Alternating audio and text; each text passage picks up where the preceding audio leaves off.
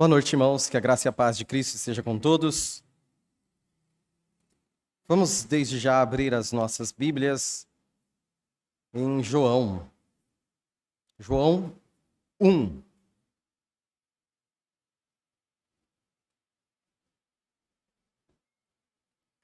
O Evangelho, nós leremos João 1, de 1 a 10. Esse Evangelho que tem sido pregado desde o início deste culto. Tem sido lido, tem sido cantado, tem sido orado.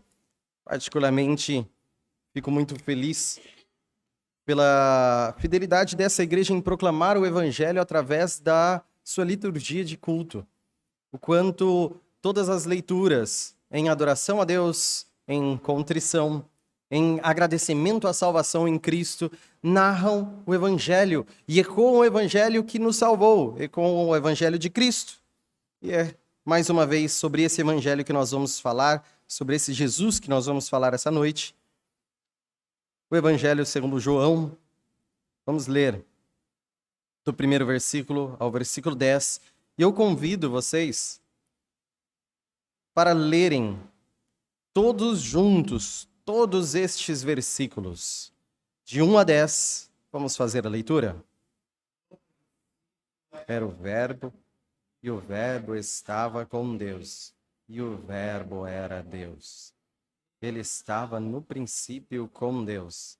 Todas as coisas foram feitas por intermédio dele, e, sem ele, nada do que foi feito se fez.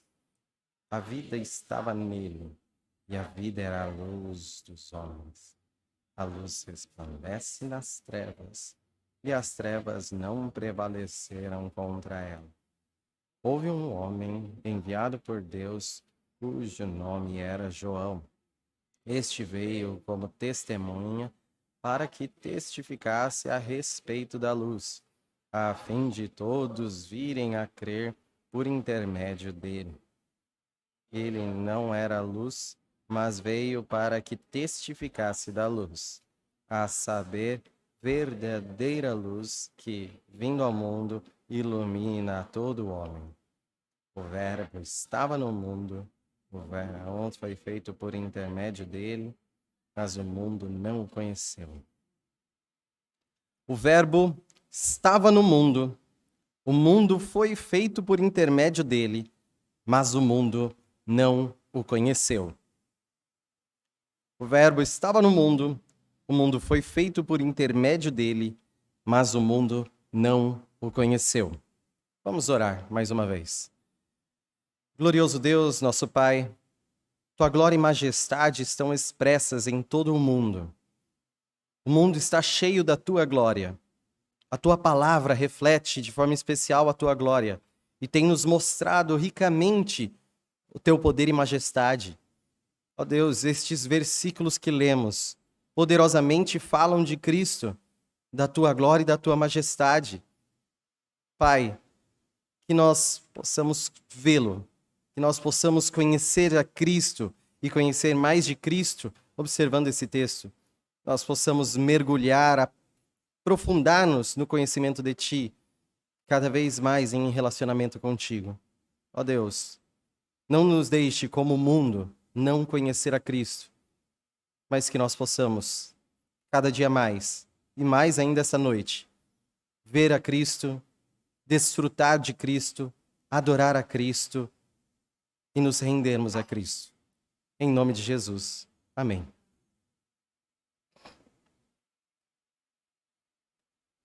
Aqui, no Evangelho, conforme João escreveu, João nos apresenta o Verbo. João nos apresenta o Logos, ou a palavra. Para falar de Jesus, João apresenta Jesus chamando-o de palavra. De Logos, aqui nessa tradução ara, na nossa língua, verbo. Então, estamos sendo introduzidos nesses versículos a Jesus como palavra. Deus cria através da palavra. Deus revela através da palavra. Deus salva através da palavra. A palavra é luz ao criar, revelar e salvar.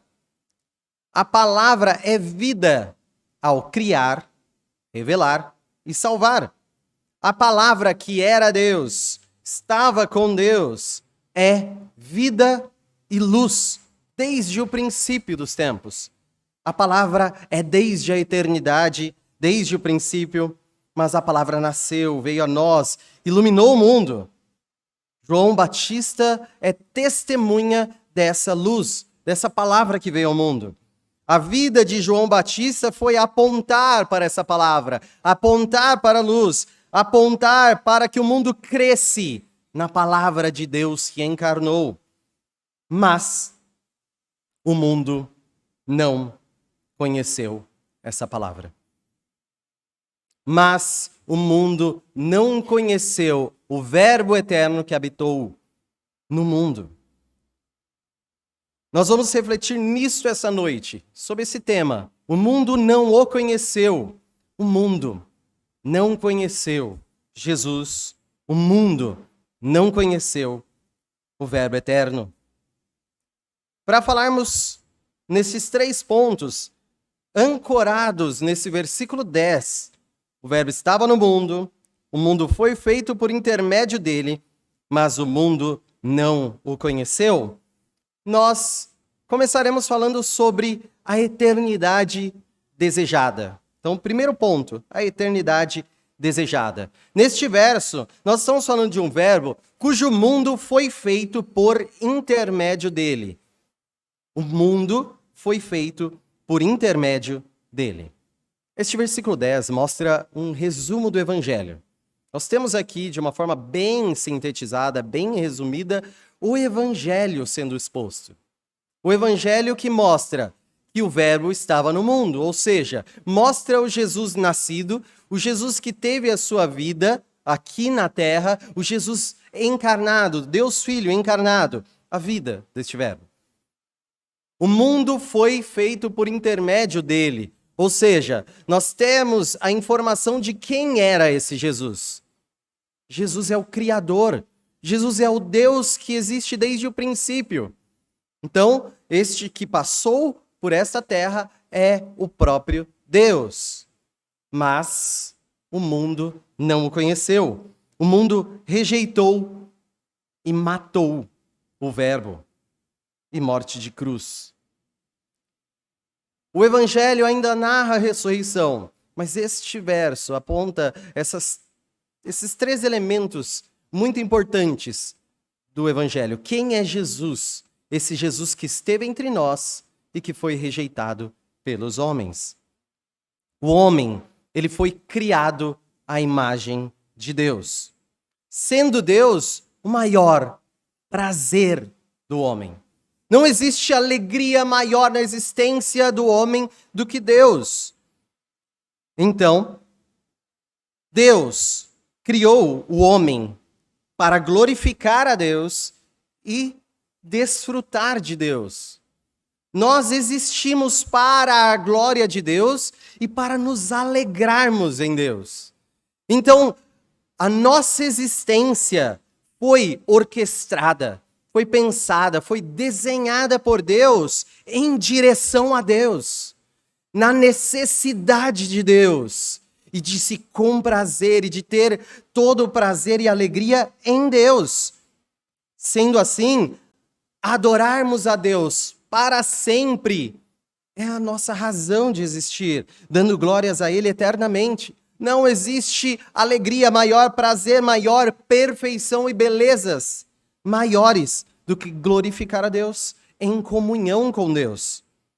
Então nós temos na Bíblia, por exemplo, 2 retratos muito claros dessa verdade.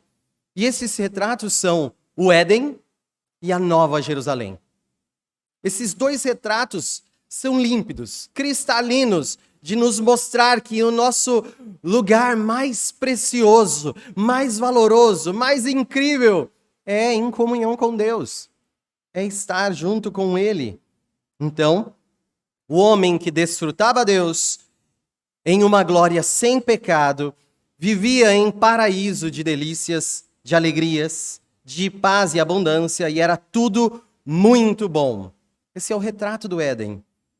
Ou, lá na Nova Jerusalém, o homem resgatado por Deus, salvo por Cristo, vivendo plenamente nessa Jerusalém, que desce dos céus, em novos céus e nova terra, sem ter lágrimas, dor, morte.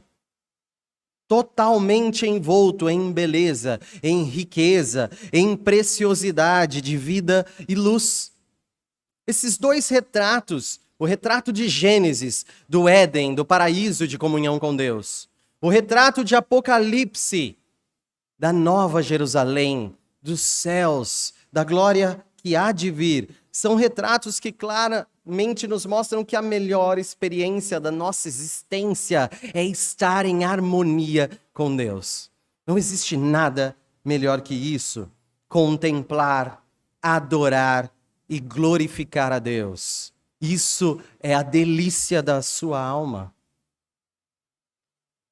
Então, entre Gênesis e Apocalipse, entre o Éden e a Nova Jerusalém, existiu a queda, existiu o pecado.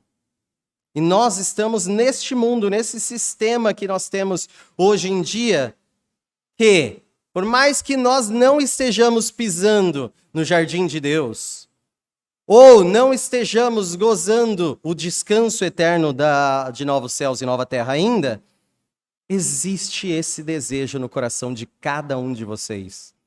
Existe o desejo de voltar à plena comunhão com Deus sem pecado no coração de cada ser humano, por causa da imagem que foi criada de Deus nele.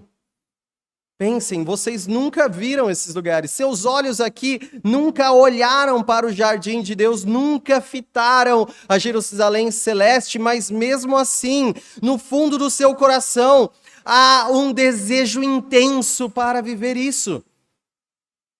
Há um senso que nós chamamos na teologia de desiderium aeternitatis. Perdão, até está errado. Desiderium aeternitatis. Desiderium aeternitatis. Meu latim é horrível, né? Não sei falar também. Mas nós desejamos a comunhão com o Deus eterno. Nós desejamos a eternidade. Nós temos em nosso coração, colocado por Deus, o anseio da eternidade. Porque o Deus eterno nos criou assim. Nós podemos ver isso em Eclesiastes 3:11. Eclesiastes 3:11. Que diz: tudo fez Deus formoso no seu devido tempo.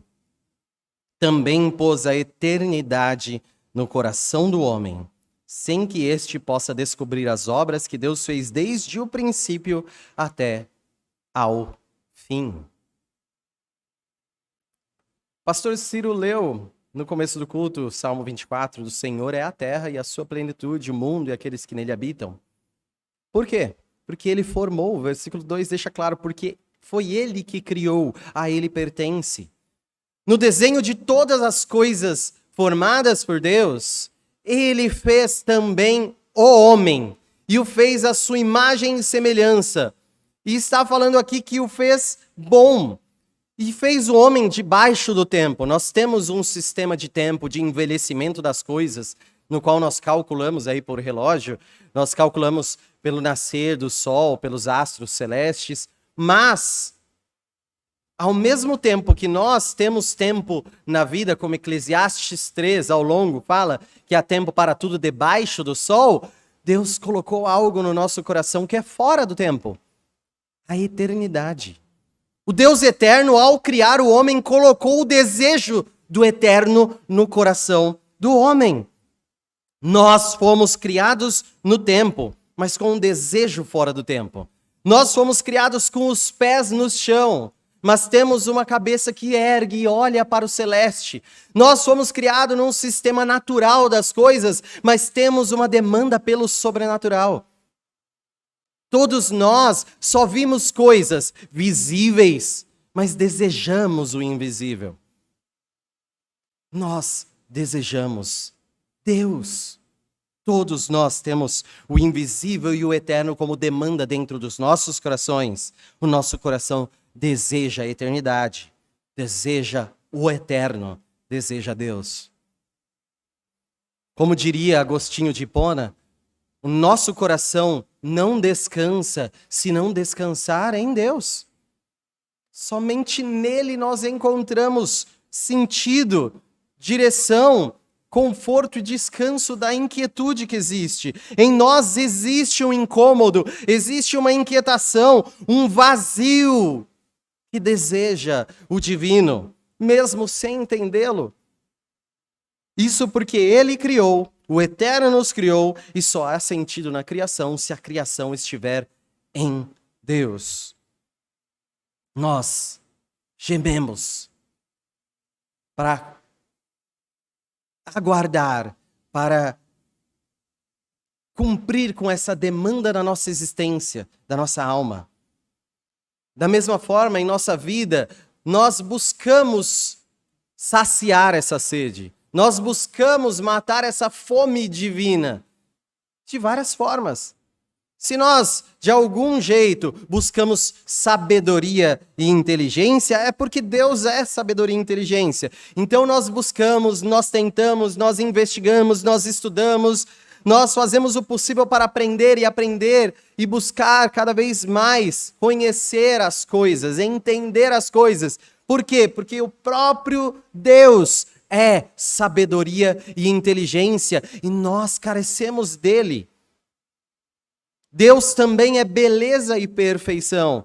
E por isso nós incessantemente, através das nossas expressões, através da arte, através da música, através das obras das nossas mãos, nós buscamos glória, beleza, perfeição, utilidade, competência, seja qualquer ofício que você faça, você busca fazer coisas cada vez excelentes, porque o seu coração deseja cada vez mais a beleza e a perfeição, só que de uma forma eterna, porque Deus é belo e perfeito.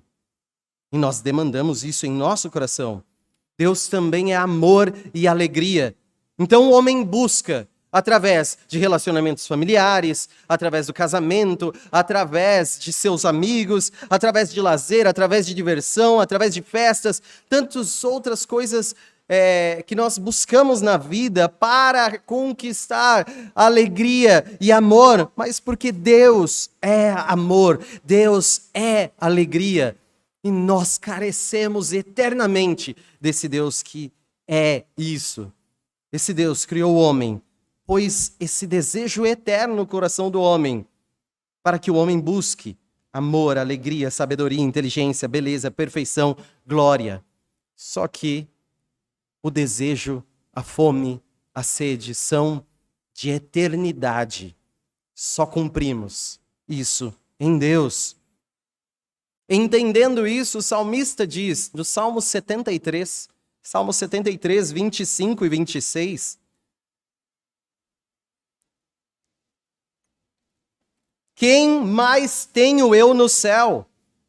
Não há outro em quem eu me compraza na terra.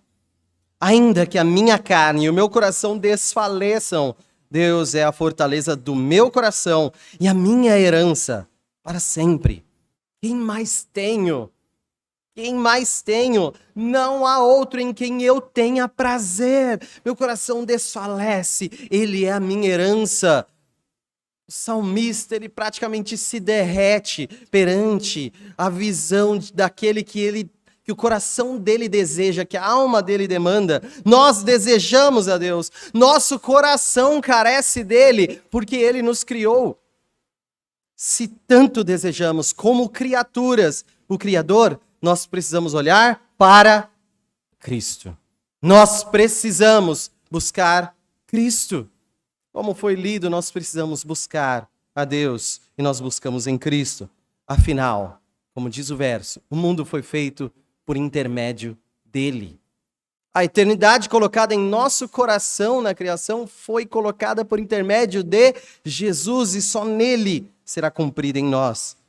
Que João está dizendo neste versículo, novamente, que nem ele falou no versículo 3, quando ele disse todas as coisas foram feitas por intermédio dele e sem ele nada do que foi feito se fez, ele novamente nos está chamando a atenção quem é o Verbo. Ele está repetindo. E por que se repete algo? Para dar ênfase. E ele quer chacoalhar você e falar, ele é o Criador. Olhe para Jesus, ele criou. Olhe para Jesus, ele é o padrão moral. Olhe para Jesus, ele é o formador. Ele é o que dá sentido, ele é o que dá existência. O mundo foi feito por intermédio dele. O mundo só encontra o que realmente precisa e procura nele, em Jesus, neste Verbo, o Verbo eterno. O mundo foi feito por intermédio de Jesus. E o mundo só encontra o Pai através do Filho, através de Jesus. O seu coração só encontrará descanso, paz e eternidade naquele que é o próprio descanso, que é a própria paz, que é a própria eternidade, e a eternidade jaz nele. Por meio dele, todas as coisas foram criadas. Por meio de Jesus, o Verbo eterno. Como você tem saciado os desejos, os anseios do seu coração pela eternidade? Você tem procurado em coisas que o seu coração se maravilha, mas são apenas testemunhos temporários.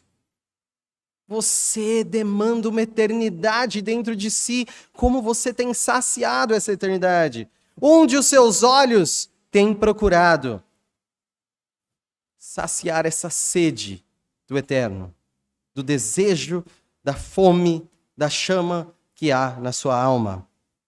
Olhe para Jesus e satisfaça o desejo da sua alma. O Salmo 37, versículo 4. Salmo 37, 4.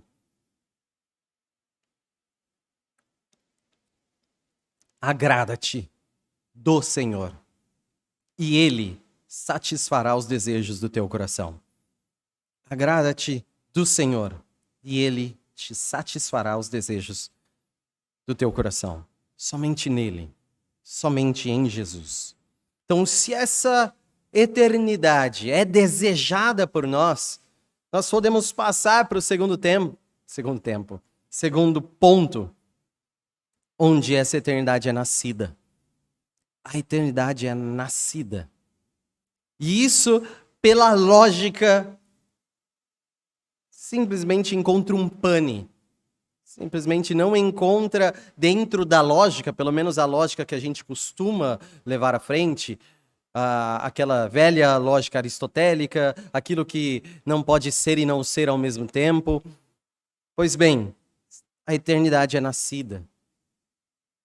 Nós temos o Verbo que estava no mundo. Então, o Verbo estava no mundo, o mundo foi feito por intermédio dele, mas o mundo não o conheceu. O Verbo estava no mundo. De certo modo, o Verbo esteve neste mundo desde o princípio. A palavra estava no mundo. O mundo foi criado por intermédio da palavra. O mundo foi criado pela palavra eterna, por intermédio de Jesus. Então a palavra estava no mundo, revelando, salvando o seu povo. Porém, as promessas são de que a palavra viria a nós encarnada. João está com todo o evangelho em mente. Quando ele está escrevendo isso, ele está com todo o evangelho em mente. Nos 14 versículos que nós temos aqui, eu aconselho você, quero ler João inteiro. Leia os 14 versículos. Entenda esses 14 versículos. Daí para frente você vai entender muito mais fácil tudo. João escreveu esses 14 versículos aqui para dar o tom do livro inteiro, para mostrar o que ele vai enfatizar no livro todo. E uma das coisas que ele vai enfatizar no livro todo está nesse versículo 10. O Verbo estava no mundo, o mundo foi feito por intermédio dele, mas o mundo não o conheceu. Então, nós temos aqui um João que já experimentando tudo, conhecendo e indo escrever, ele já diz, ele já resume: o Verbo estava no mundo. Ele está falando daquilo que ele viu.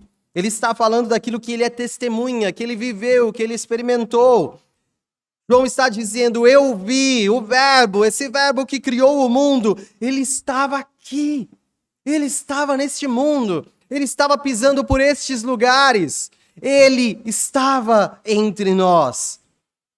Então ele está falando aqui não de uma forma abstrata, o Verbo estava no mundo como ele esteve desde o princípio, pois ele criou o mundo. Ele está falando da encarnação de Jesus. Ele está falando da eternidade invisível se tornando abaixo do tempo e de forma visível.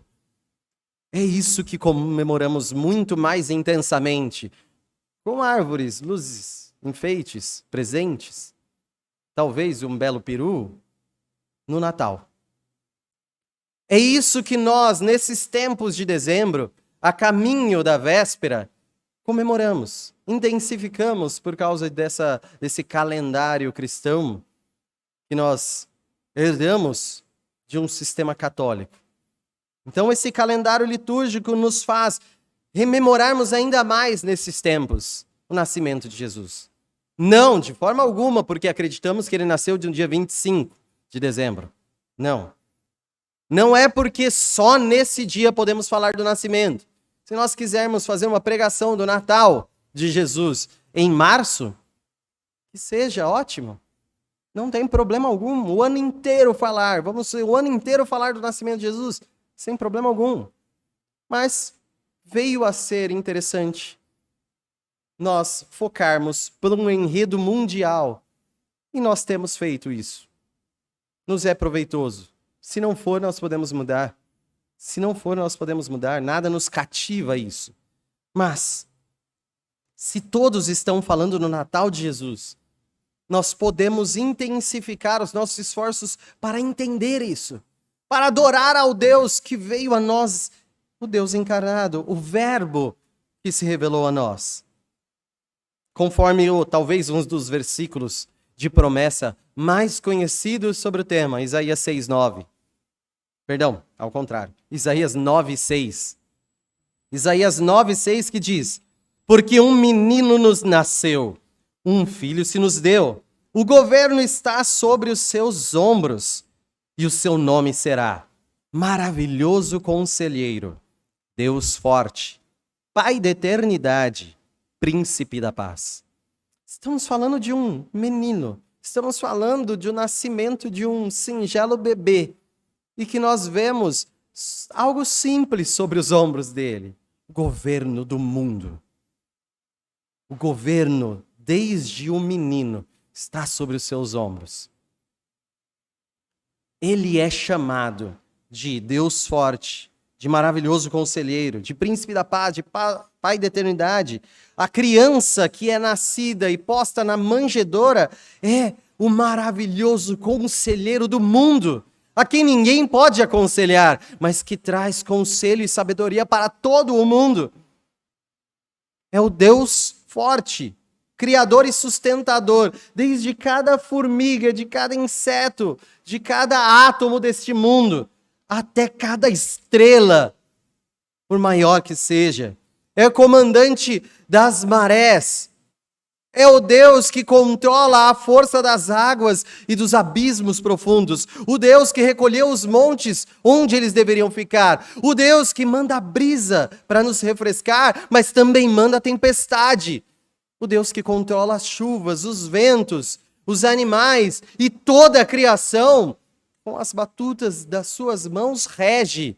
Esse é aquele bebê que estava posto na manjedoura, que saiu, o Pai da Eternidade, nu do ventre de mulher, partilhando conosco sangue e corpo, mente e coração, fome e sede. Tudo isso em ideias e sentimentos, partilhando conosco, igual você que me ouve hoje. O poder se revestiu de fragilidade. A eternidade se revestiu do tempo. O Rei dos Reis se enfeitou de trapos. Veio a nós. Veio a nós não porque precisava de nós, mas porque precisávamos dele. Ele buscou, mesmo sem ter falta. Ele nos faltava e nós não o buscamos. Ele veio a nós. O Verbo estava no mundo, porque veio ao mundo. Por nós ele veio. Como o seu coração reflete sobre a vinda da palavra encarnada, sobre o Natal de Cristo. Como que você vai pensar, adorar, refletir, tremer e se encantar ao lembrar que a eternidade nasceu? O Verbo estava no mundo. Ele não apenas veio, mas fez. O Verbo estava no mundo ensinando. O Verbo estava no mundo curando. O Verbo estava no mundo libertando. O Verbo estava no mundo salvando. E o mundo não o conheceu. Por isso passamos para o terceiro ponto. A eternidade desconhecida. O Verbo estava no mundo. O mundo foi feito por intermédio dele, mas o mundo não o conheceu. O mundo não conheceu o Verbo. Deus Criador, que nossa alma demanda, a eternidade desejada pelos nossos corações. É a eternidade que nasceu e viveu entre nós. Mas o mundo não conheceu. Conhecer aqui, gnosko, do grego gnosko, ele tem um significado muito interessante, principalmente aqui para João. Obviamente, como várias palavras, inclusive que aparecem várias vezes no Novo Testamento, toma vários significados, mas em João, ele prioriza um significado de conhecer através de familiaridade. Conhecer no sentido de ser familiar a isso, através de experiência, através de você ter um relacionamento. Então, não se trata de um acúmulo frio de informações. Não é simplesmente o conhecimento teórico. Não é isso. É aprender através de viver, experimentar, se relacionar e, a partir disso, compreender a realidade, o significado. É algo que pode e tende a ser profundo. Pode, em alguns momentos que foram utilizados no Novo Testamento, nem ser total, ser parcial esse conhecimento, mas tende a ser algo profundo. Tanto que é utilizado até para descrever a intimidade de casal. Por exemplo, se nós formos para Mateus 1:25. Mateus 1:25 diz: contudo, não a conheceu, enquanto ela não deu à luz um filho, a quem pôs o nome de Jesus. Esse já é um costume hebraico de usar a palavra, que para nós em português seria conhecer, de utilizar essa palavra para falar da relação sexual. Já é um costume hebraico, está emprestado aqui para o grego do Novo Testamento também essa mesma construção, falando que José não conheceu Maria enquanto ela não deu à luz a Jesus. Por isso, Jesus nasceu da Virgem. Então, estamos falando que conhecer, nesse sentido, pode tomar esse ar de familiaridade, de intimidade tal que só acontece esse nível de conhecimento entre um casal. É um conhecimento íntimo. É uma familiaridade que não é aberta para qualquer um, mas dedicada a um. Então, nós temos inúmeros conhecimentos aí e familiaridades, por exemplo, num relacionamento entre amigos, entre irmãos, entre pais e filhos. Só que existe um tipo de intimidade que a Bíblia chama de conhecer, que é somente entre marido e mulher. E foi dedicado a conhecer um só em vida. Esse é o projeto, que você conheça uma pessoa. E esse conhecimento é tão íntimo, é se despir a ponto de você ficar totalmente conhecido. Isso é uma das vezes que nós vamos conhecer aqui, para vocês terem noção de conhecer a extensão dessa palavra no Novo Testamento e também no Antigo Testamento, como a Bíblia traz. Então nós temos essa palavra riquíssima aqui, só que o mundo não conheceu. Conhecer, num sentido de ter essa experiência, essa vivência, conseguir enxergar, ver que a pessoa se dedica a você, ou seja, tem um relacionamento contigo a ponto de exibir quem ela é, e você, a partir da experimentação disso, conhecê-la verdadeiramente. Conhecer, então, o Verbo eterno entre nós é conhecer um ser divino, é conhecer a Deus.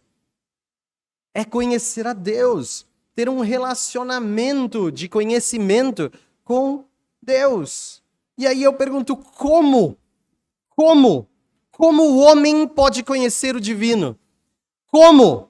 Qual é a capacidade do homem para conhecer a Deus? Deus é infinito e incompreensível, não pode ser medido, habita em luz inacessível, ele é um ser infinito e intangível perto de um homem finito, fraco, limitado, pequeno. É um Deus altíssimo, santo, todo-poderoso, mais profundo do que a imensidão dos oceanos, mais alto que todas as montanhas juntas, maior do que todas as galáxias reunidas. Como conhecer esse Deus? Como o mundo pode conhecer a Deus? E não é simplesmente aqui o homem, mas no sentido que João nos traz de mundo. Mundo não é simplesmente a criação, mas a criação caída. O sistema que agora é pecador, rebelde a Deus. Como pode conhecer a Deus? Como pode conhecer o santo, aquele que é pecador? Como pode o sujo conhecer aquele que é perfeitamente limpo? Como pode conhecer o depravado, aquele que é santo, santo, santo? Como pode a santidade se despir e ser conhecida pela imundície do pecado? Como pode Deus ser conhecido pelo homem? Este conhecer e não conhecer é tratado muitas vezes ao longo deste evangelho escrito por João. João Batista, por exemplo, dizia que os seus ouvintes não conheciam a Jesus. João 1,26. João 1,26 diz: respondeu-lhes João, eu batizo com água, mas no meio de vós está quem vós não conheceis, o qual vem após mim, do qual não sou digno de desatar-lhes as correias das sandálias. Ou seja, vocês estão vindo aqui para ser batizados, isso já é muito bom, mas se vocês conhecessem, vocês parecem que estão indo no lugar errado. Porque se vocês conhecessem, vocês iriam atrás dele. Eu não sou digno de amarrar as correias das sandálias de Jesus. Ah, se vocês conhecessem. Jesus mesmo, falando com a mulher samaritana, é um dos temas, o conhecimento é um dos temas de João 4. Não só quando ele fala sobre a relação samaritanos e judeus com Deus, falando que eles adoram o que não conhecem, mas os judeus adoram o que conhecem. Mas em João 4,10, replicou-lhe Jesus: se conheceras o dom de Deus, e quem é o que te pede? Dá-me de beber, tu lhe pedirias, e ele te daria água viva. Aqui é Jesus falando para a mulher samaritana, pedindo água. E ele fala para ela, se você me conhecesse, quem estaria pedindo água é você. Só que não qualquer água, a água que só eu posso dar, água viva. Os judeus, por exemplo, murmuravam contra Jesus e contra o que Jesus estava revelando de si mesmo, dizendo que era o pão que desceu dos céus. Em João 6:42. João 6:42. E diziam: não é este Jesus, o filho de José? Acaso não lhe conhecemos o pai e a mãe? Como, pois, agora diz, desci do céu? Eles julgavam que, por conhecer as origens, pai e mãe, eles conheciam Jesus. Não tinham qualquer relacionamento, não conheciam de verdade quem é aquele que estava dizendo, eu sou o pão que desceu dos céus. E questionavam o que Jesus dizia de si, porque não o conheciam. Jesus diz que eles tratariam mal os discípulos porque não conheciam a Jesus e ao Pai. Em João 16:2. João 16:2 ele diz, eles vos expulsarão das sinagogas, mas vem a hora em que todo o que vos matar julgará com isso tributar culto a Deus.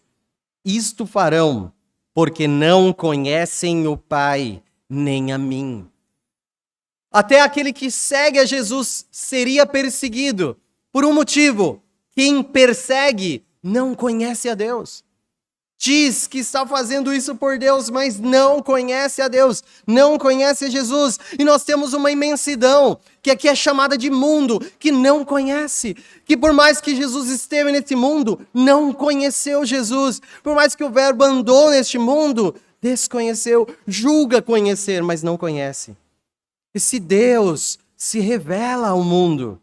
Deus dá de si mesmo situações onde o homem pode conhecer mais de Deus, desfrutar a Deus. Pelo menos 3 nós podemos elencar. O conhecimento de Deus, ele está exposto nas coisas criadas. Essa é a revelação geral. Nós temos, então, em todas as coisas que Deus criou, um conhecimento do próprio Deus. Como Paulo diz em Romanos 1, 19 a 21. Paulo diz em Romanos 1, 19 a 21... porquanto o que de Deus se pode conhecer é manifesto entre eles, porque Deus lhes manifestou. Porque os atributos invisíveis de Deus, assim o seu eterno poder, como também a sua própria divindade, claramente se reconhecem desde o princípio do mundo, sendo percebido por meio das coisas que foram criadas. Tais homens são, por isso, indesculpáveis, porquanto tendo conhecimento de Deus, não glorificaram como Deus, nem lhe deram graças. Antes se tornaram nulos em seus próprios raciocínios, obscurecendo-se-lhes o coração insensato. Eles dizem aqui que conhecem a Deus. Eles podem olhar para o mundo e tentar investigar e falar, foi este sol que criou o mundo. Não, esse mundo foi criado, algum ser criou esse mundo e este ser se chamará tal nome. Os homens podem obscurecer o seu próprio pensamento atribuindo à criatura o status de criador. Mas, enquanto eles não adoram a Deus, enquanto eles não dão graças a Deus, eles só testemunham de que não conhecem a Deus. Claramente, porque quem conhece a Deus está de joelhos, clamando glória a Deus e graças ao Todo-Poderoso. Este é o que verdadeiramente conhece a Deus. O homem poderia conhecer a Deus através da natureza, da assinatura da sua glória, da majestade que existe exposta em todas as coisas criadas. Quando você olha para o sol nascendo, quando você olha para as estrelas brilhando, quando você olha para uma bela paisagem, para a força dos mares, você pode sim glorificar a Deus. Mas se você olha para isso sem conhecer a Cristo, você não glorifica a Deus. Não existe na criação essa força e clareza para gerar um relacionamento íntimo com Deus. Esse relacionamento íntimo de conhecimento que Jesus mesmo fala como bom pastor em João 10:14, que diz, eu sou o bom pastor, eu conheço as minhas ovelhas e elas me conhecem a mim. Este relacionamento de conhecimento não é meramente intelectual, é relacional. Conhecer verdadeiramente a Deus é glorificar a Deus, desfrutar, amar, servir. Conhecimento da natureza, então, não faz o homem verdadeiramente conhecer a Deus. Mas também existe o conhecimento expresso nas Escrituras. Deus aqui se revela de forma especial. Através de visões, vozes, sonhos, anjos, profetas, Deus falou com o seu povo. Deus revelou sua lei e suas promessas. Tem quem acha que pode viver longe das Escrituras e ainda sente Deus, ainda tem experiência com Deus, faz suas orações, mesmo sem abrir a Bíblia. Tolo! Deus falou e sua voz está registrada nas Escrituras. Porém, há muitos que leram, decoraram, examinaram e, se eles não depositaram sua confiança no Messias, não conhecem a Deus. Não importa se eles leram e choraram, não importa se eles leram e fizeram boas obras, não importa se eles leram e oraram. Tudo isso, como nós cantamos, não salva. Só Jesus salva. Se não depositaram sua confiança no Messias, não conheceram a Deus. Os que esperam salvação por cumprir a lei, por guardar o sábado, por não comer carne de porco, por não assassinar ninguém e se achar justo perante Deus e digno da salvação, tal como os religiosos judeus, não conhecem a Deus. As Escrituras revelam a Deus apontando para Cristo. João 8,19. Pastor é ele. Mas João 8,19 diz: Então eles lhe perguntaram: Onde está teu pai? Respondeu Jesus: Não me conheceis a mim, nem a meu pai. Se conhecesseis a mim, também conheceríeis a meu pai. Ou seja, nós temos aqui a informação de Cristo. Quando novamente questionam: Onde está seu pai? Jesus diz: Vocês não conhecem, nem a mim, nem a meu pai. Se conhecesseis a mim, conheceríeis o Pai. O mundo não conheceu. Fariseus decoravam as Escrituras, liam, estudavam, devoravam essas páginas. Mas, quando apareceu a palavra encarnada na frente deles, pois o Verbo estava no mundo, eles não conheceram. Mateus 22:29 diz: Errais, não conhecendo as Escrituras, nem o poder de Deus. Ou João 5,39: Examinai as Escrituras, porque julgais ter nelas a vida eterna, e são elas mesmas que testificam de mim. Contudo, não quereis vir a mim para terdes vida. Se a Escritura não te levar a Cristo, você não conhece a Deus. Então Jesus somente conhece o Pai, veio do Pai, criou com o Pai todas as coisas, e nós só podemos conhecer Deus nas Escrituras através de Jesus. Então o conhecimento de Deus expresso em Cristo é o conhecimento perfeito. João 1,18 diz: Ninguém jamais viu a Deus. O Deus unigênito, que está no seio do Pai, é quem o revelou. Todos nós só podemos conhecer Deus através de Jesus. Jesus é Deus. Jesus revela Deus. Olhando para as Escrituras, vendo Cristo, você conhece a Deus. João 14,6, respondeu-lhes Jesus: Eu sou o caminho e a verdade e a vida.